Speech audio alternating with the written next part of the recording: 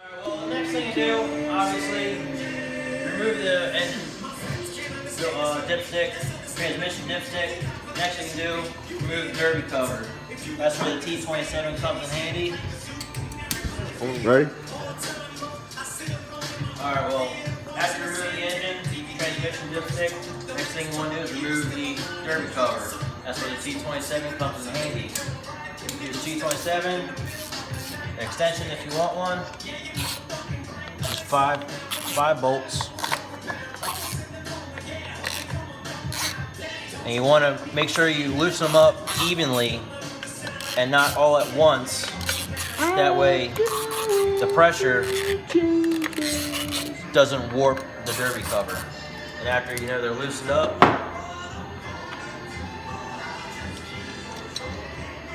what you know about that white wrap? Shit. M&M all the way. Gee, you nut. Top one's a little tricky. I always leave the top one last, that way it holds it in. Leave one hand pressed against it. Put your tools down, bolts down. 2 hands, because you don't want to scratch someone's derby cover. They'll be very pissed off at you. Especially that stupid fucking plain derby cover that Harley puts on. This is the stock O-ring for the derby cover. It fits in a little groove all the way around, and that's what seals it to make sure any of the oil doesn't splash out.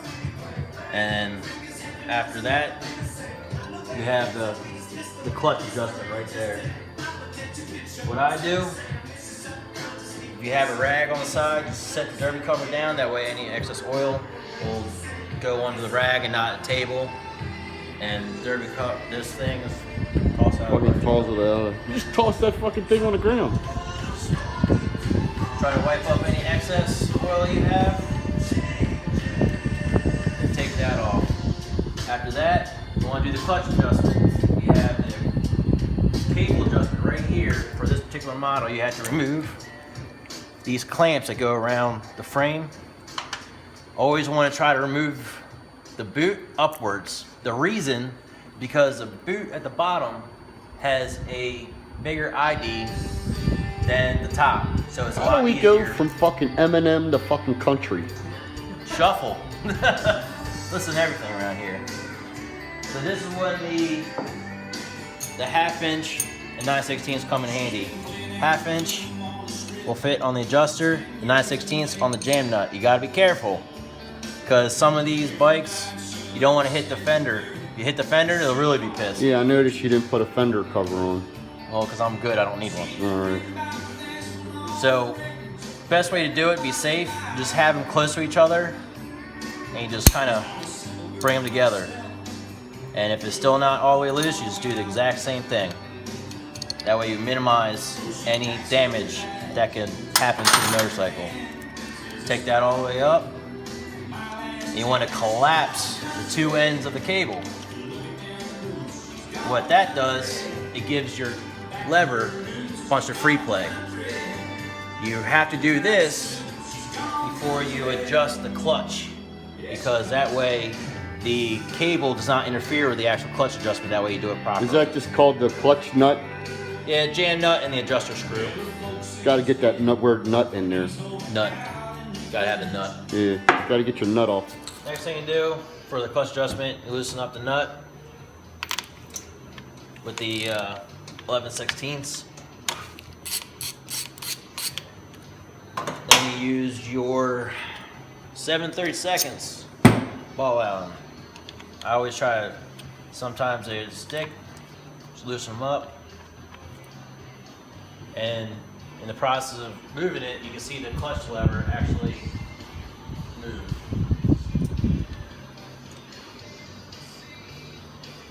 That's the reason why I want to loosen up the clutch cable.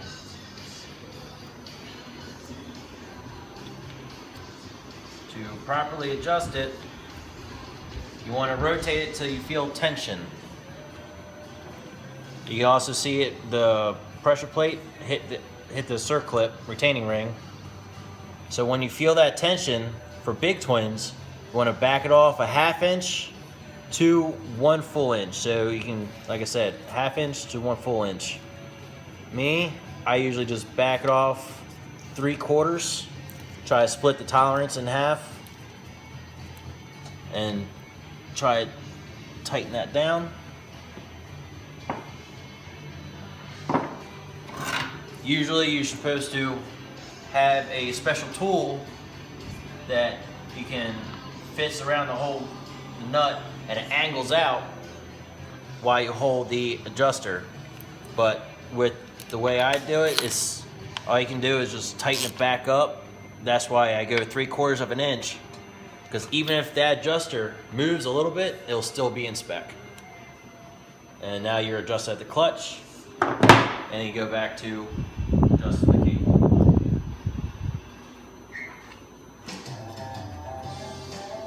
Goddamn fucking country. Jesus Christ. Hey man, I live in the woods. And when you adjust the clutch, you can see the clutch lever itself moving. What you want to have Harley spec is the ferrule, the cable to the ferrule.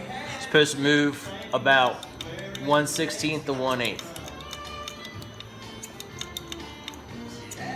What I normally do, when you let it out slowly, you just tap it. If it moves just a little bit, hit the ferrule, and you're good. And you just tighten up the jam nut. Tighten up your nut.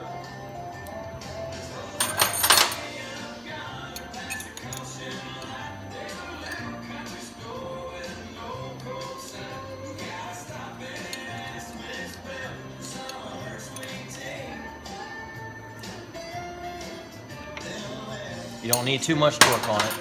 Then just slide the boot back down. And don't forget your little clip. Your clutch is adjusted. One of the other things you want to do is check your air pressure. It's very vital. Not too many people check it.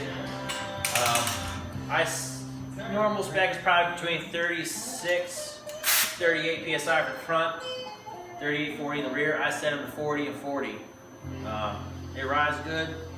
Other checks you do for the 1K, just touch every bolt. Check the pinch bolts for the forks. Make sure they're not loosened, they're not coming loose. Just go over the whole bike, touch every nut, bolt that you can touch, get to make sure nothing's coming loose. Check the shocks. Check the mounting bolts for the calipers. This is all stuff that Harley normally does? Yep. Check everything, because you don't want someone leaving and caliper falling off. So not good for publicity. if it's not at Harley, you just check your nuts. Yeah, check your nuts. You want to feel them, grope them, play with them a little bit if you want to. Check your nuts. Yeah.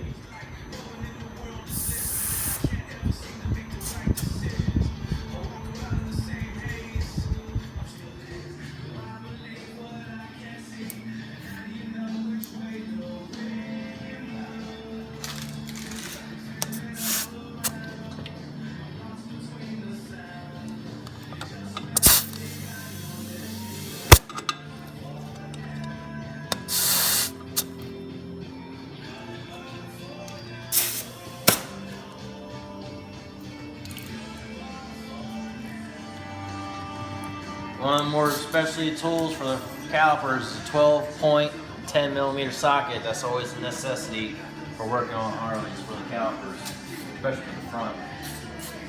The rear one's a T40 for this particular model.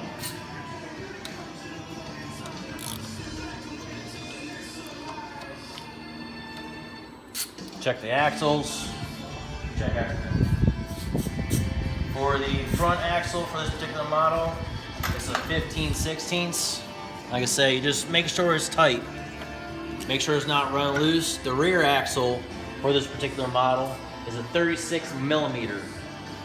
Of course, Harley want to go metric on some of these fucking bolts. Makes it hard for us Joe Blows to actually get the tools. There's a tool that a company called Lang produces. It is a 36mm ratcheting wrench. And it'll say on, and it'll also say off. And for if you need to, it has an adapter that your 1/2-inch drive can fit in here. That way, if you need to break loose the rear axle, put your breaker bar in here and you'll be able to break it loose.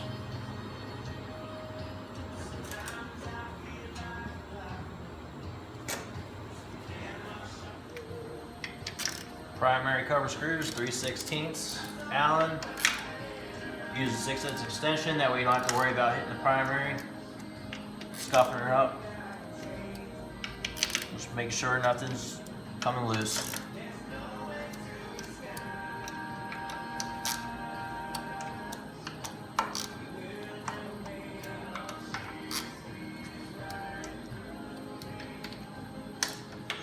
Over time, it could come loose.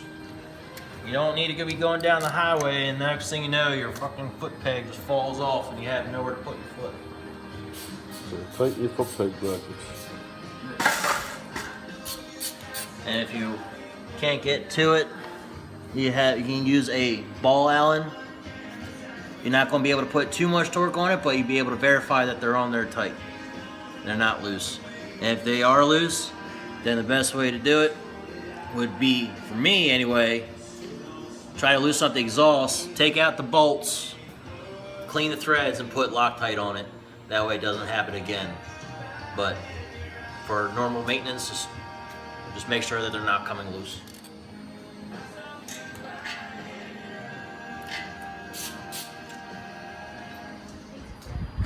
Next thing you should do at all services is to check your battery terminals. Make sure that they're not coming loose, because if they're coming loose, you drain the battery, could have hard starting. For this particular model, battery cover is located on this side. Loosen up this, but also another thing that you should always do is put a rag covering your transmission dipstick. That way if you drop the bolt, it doesn't go inside the transmission. Yeah, we don't want that. So after the rag is on there, that's when you continue. It's just a regular Phillips number 2. Take the bolt out. You pull out the bottom. It has little notches up top. You just bring it all the way up and you're accessing your battery. The terminals on here are 10 millimeters. So you just grab your 10 millimeter socket, negative on the left, positive on the right. If you want to put a battery tender harness on here, there should be one on here and there's not. Yours is probably hooked. Yours is a 16 or 17? 16. Yours, the newer models have the wire harness built into the actual main wiring harness. So it's not connected to the battery like days of old. Newer Harleys actually have it built into the wire harness, so you don't have that extra terminals on the battery itself. And just to close this, just a little latch underneath here. You're beating on my baby. Hey man, that's why I'm wearing gloves, that way I don't scratch. Alright. One of the things you always want to check, one case isn't going to be too bad. We always want to make sure the air filter's clean. With this one, K&N is still clean, but in order to clean this particular one, it has a hose clamp that's located as a 5/16 or a flathead, which will be right here.